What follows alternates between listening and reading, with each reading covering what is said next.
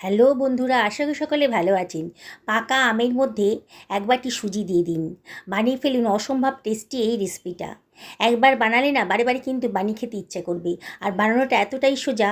চলুন তাহলে কথা না বাড়িয়ে আজকে বানিয়ে ফেলি। আমি এখানে দুখানা পাকা আম নিয়ে নিয়েছি আর এক বাটি পরিমাণ সুজি নিয়েছি। এই ওজনে প্রায় 300 গ্রাম মতো হবে সুজিটা। আমগুলো আমি ভালো করে জল দিয়ে পরিষ্কার করে ধুয়ে নিয়েছি।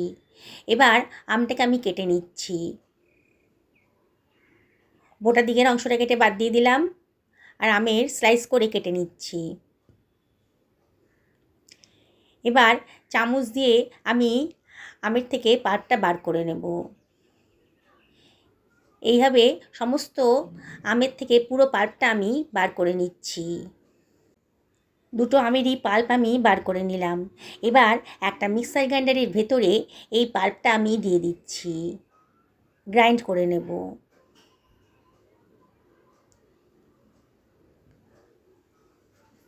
বন্ধুরা দেখুন, সুন্দর করে পাল্পটা রেডি হয়ে গেছে, একেবারে মিহি হয়ে গেছে।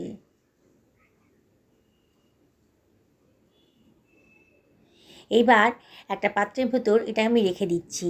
আপনারা ইচ্ছে করলে এটা ছেঁকেও নিতে পারেন।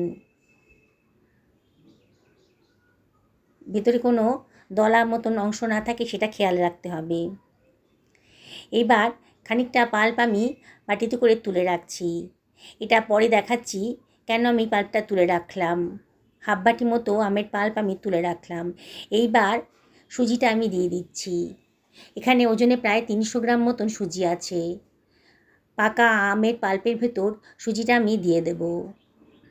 রেসিপিটা বানানো একেবারেই সোজা, বিগিনার্সরাও একবার দেখলে পরে বানিয়ে ফেলতে পারবেন।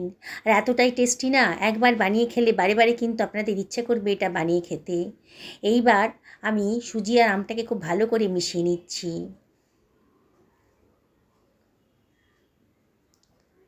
যারা রেসিপিটা দেখছেন অথচ এখনও আমাকে সাবস্ক্রাইব করেননি, তাদেরকে আমি রিকোয়েস্ট করব আমার চ্যানেলটা সাবস্ক্রাইব করার জন্যে। পাশে থাকা বেল আইকনটা অবশ্যই ক্লিক করে দেবেন, তাহলে আমার রান্নার নোটিফিকেশানটা আপনারা চটজলদি পেয়ে যাবেন। 1/4 টেবিল চামচ লবণ আমি এর ভেতর দিয়ে দিলাম। যে কোনো মিষ্টি জিনিস একটু লবণ দিলে পরে টেস্টের খুব একটা ব্যালেন্স আসে সুন্দর। আমি এখানে 4 টেবিল চামচ মতন চিনি দিয়ে দিচ্ছি, আর এর ভেতরে আমি দিয়ে দিচ্ছি 4 টেবিল চামচ গুঁড়ো দুধ। দারুণ সুন্দর টেস্টটা বেড়ে যাবে। এইবারে যে বাটি মাপের আমি সুজি নিয়েছিলাম সেই বাটি মাপেরই আধ বাটি মতন দুধ দিয়ে দিচ্ছি। খানিকটা দুধ আমি দিয়ে দিলাম। পুরোটা একবারে দেবো না, অল্প অল্প করে দেবো, যতটা প্রয়োজন হবে ততটাই দেব। এবার সব কিছু খুব ভালো করে মিশিয়ে নিচ্ছি। দুধের মধ্যে সুজিটা কিন্তু অনেকটাই ফুলে যাবে। আমি বাকি যে দুধটা ছিল সেটাও পুরোটা দিয়ে দিচ্ছি, মানে আমি অর্ধেক বাটি পরিমাণ দুধ দিয়ে দিলাম। দিয়ে আবারও সব কিছু খুব ভালো করে মিশিয়ে নিচ্ছি। ব্যাটারটা খুব বেশি পাতলাও হবে না আর খুব বেশি ঘনও হবে না। ব্যাটারটা খুব ভালো করে মেশানো হয়ে গেছে। এবার এটাকে আমি খানিকক্ষণ রেস্টে রেখে দেবো, তাহলে সুজিটা খুব ভালো করে ফুলে যাবে। ঢাকা দিয়ে রেখে দিলাম মিনিট 10 জন্যে। 10 মিনিট বাদে দেখুন সুজিটা কিন্তু অনেকটাই ফুলে গেছে। এবারে এটাকে আমি মিক্সার গ্রাইন্ডারের ভেতর নিয়ে নিচ্ছি। যেখানে আমি আমের পাল্প বানিয়েছিলাম সেটার মধ্যে নিয়ে নিচ্ছি। পুরোটা একসাথে দেবো না, অল্প অল্প করে গ্রাইন্ড করে নেব। দেখুন সুন্দরভাবে মিহিভাবে গ্রাইন্ড হয়ে গেছে। আবার ওর ভেতরেই দিয়ে দিচ্ছি কিছুটা পরিমাণ ব্যাটার। আবারও এটাকে গ্রাইন্ড করে নিচ্ছি। এইভাবে আমি পুরোটা আমি গ্রাইন্ড করে নেব। যেসব বন্ধুরা ফেসবুক থেকে দেখছেন রেসিপিটা, তাদেরকে আমি রিকোয়েস্ট করব আমার পেজটা ফলো করার জন্যে। রেসিপিটা বানানোটা কতটা সোজা আপনারা দেখলেই বুঝতে পারছেন। দেখুন পুরোটাই আমি ব্যাটারটা দিয়ে দিলাম মিক্সার গ্রাইন্ডারের ভেতর। এবার পুরোটাই আমি গ্রাইন্ড করে নিচ্ছি। আপনারা যে কোনো ধরনের সুজি ব্যবহার করতে পারেন, মোটা পাতলা যে কোনো ধরনের সুজি ব্যবহার করতে পারেন। আর এইভাবে গ্রাইন্ড করে নেবেন, তাহলে কোনো অসুবিধাই হবে না। দারুণ সুন্দর টেস্টি একটা রেসিপি তৈরি হয়ে যাবে। বাড়ির বড় থেকে ছোট সবাই কিন্তু দারুণ মজা করে খাবে। একটা ছোট বাটি নিয়ে নিলাম, তার ভেতর দিয়ে দিচ্ছি 2 টেবিল চামচ মতো সাদা তেল, আর এর ভেতরে আমি দিয়ে দিচ্ছি 2 টেবিল চামচ মতন জল। জল আর তেলটাকে খুব ভালো করে মিশিয়ে নিচ্ছি। হয়ে গেছে, সরিয়ে রাখলাম। এবার এই ব্যাটারের ভেতরে আমি দিয়ে দিচ্ছি 1/2 টেবিল চামচ মতন ইনো। দেখুন, ইনোর যে পাউচটা পাওয়া যায়, ছোটো পাউচ, তার অর্ধেকটা দিলেই হবে, পুরোটা দেওয়ার দরকার নেই। আর এখানে ইনোটাকে অ্যাক্টিভ করার জন্য আমি 1 টেবিল চামচ দুধ দিয়ে দিলাম। দিয়ে সব কিছু খুব ভালো করে মিশিয়ে নেব। ইনোটা দেওয়ার পর কিন্তু আর ওয়েট করা যাবে না, এক্ষুনি রান্নাটা স্টার্ট করে দিতে হবে। দেখুন ব্যাটারটা কতটা ফ্ল্যাপি হয়ে গেছে, খুব সুন্দর করে মিশে গেছে। এই রকমই ঘনত্ব রাখতে হবে। সরিয়ে রাখছি। আমি একটা আপ্পাম প্যান গরম করতে বসিয়ে দিয়েছি, একেবারে লো ফ্লেমে রেখেছি। তেল জলে যে মিশ্রণটা তৈরি করেছিলাম সেটা 1/2 টেবিল চামচ করে আমি আপ্পাম প্যানের ভেতরে দিয়ে দিচ্ছি। গ্যাসের ফ্লেমটা এই সময় কিন্তু একেবারে লোতে রাখবেন। এবার ব্রাশ দিয়ে ভালো করে তেল আর জলটাকে, মিশ্রণটাকে মিশিয়ে নিলাম। এইবারে যে ব্যাটারটা বানিয়েছিলাম সে ব্যাটার থেকে খানিকটা হাতায় তুলে আমি আপ্পাম প্যানের ভেতর দিয়ে দিচ্ছি। দেখুন বন্ধুরা, বানানোটা কতটাই সোজা। আপনাদের কাছে যদি আপ্পাম প্যান না থাকে তাহলে ছোটো ছোটো বাটিতে করে আপনারা স্টিম করে নিতে পারেন, তাহলেও কিন্তু একই রকম স্বাদ আসবে, খেতে দারুণ সুন্দর হবে। দেখুন আমি কিভাবে বানাচ্ছি, চটজলদি হয়েও যাবে আর বাড়ির সকলে দারুণ পছন্দ করে খাবে। এটা একেবারে নতুন ধরনের, নতুন স্বাদের একটা রেসিপি আজকে তৈরি হতে চলেছে। এবার এটাকে ঢাকা দিয়ে 1.5 থেকে 2 মিনিট মিডিয়াম টু লো ফ্লেমে রান্না করে নেব। 1.5 মিনিট বাদে দেখুন ওপরটা এখনও একটু নরম নরম আছে, আর একটু রান্না করতে হবে। আমি আবার ওপর থেকে একটু তেল জলের মিশ্রণটা একটুখানি দিয়ে দিচ্ছি, অল্প অল্প করে আপ্পাম প্যানের ভেতর দিয়ে দিলাম। আবারও ঢাকা দিয়ে এটাকে রেস্টে রেখে দেব। গ্যাসের ফ্লেমটা অফ করে মিনিট 2 রেস্টে রেখে দেব। আমি এখানে 1 লিটার মতো দুধ জাল দিতে বসিয়ে দিয়েছি। দুধটাকে খুব বেশি ঘন করব না।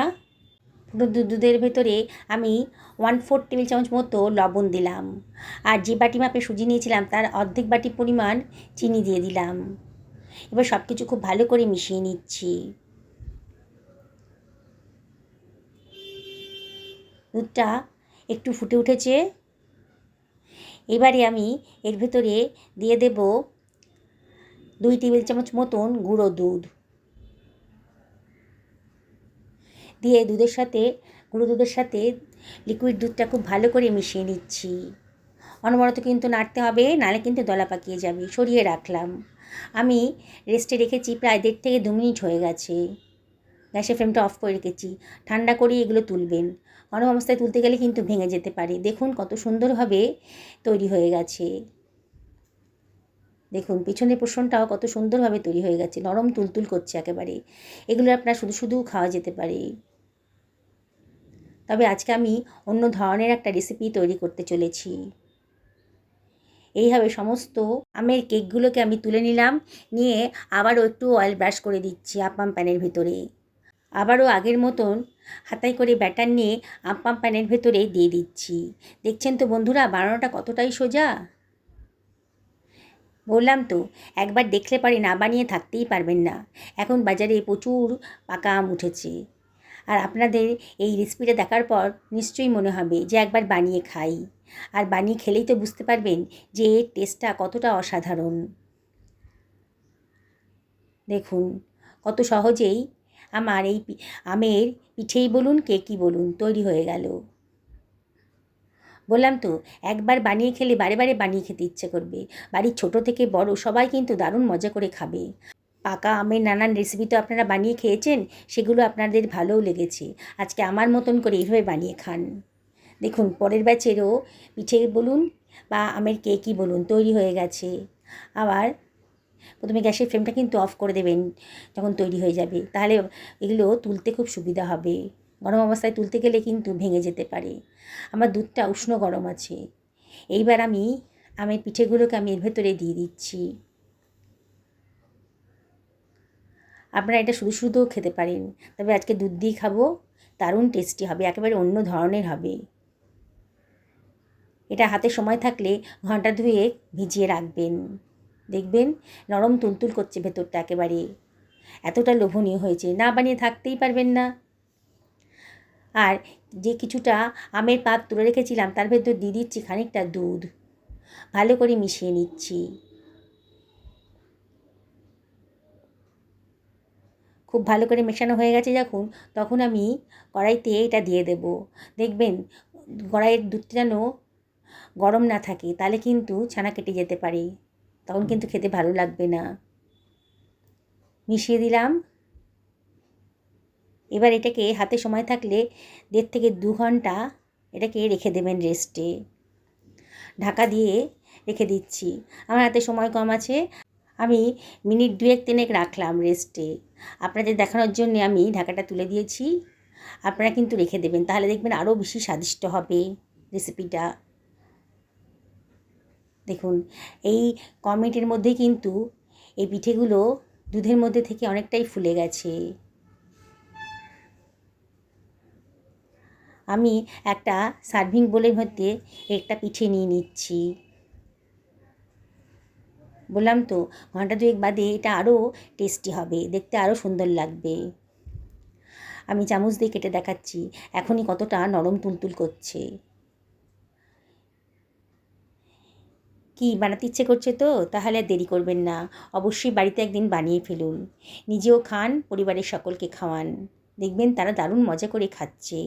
আর বারে বারে এই সিজনে আপনাকে এই রেসিপিটা বানিয়ে দিতে বলবে। কতটা টেস্টি হয়েছে আপনারা না খেলে কিন্তু বুঝতেই পারবেন না। সকলে ভালো থাকুন এই কামনা করে ভিডিওটা এখানে শেষ করলাম। নমস্কার নেবেন।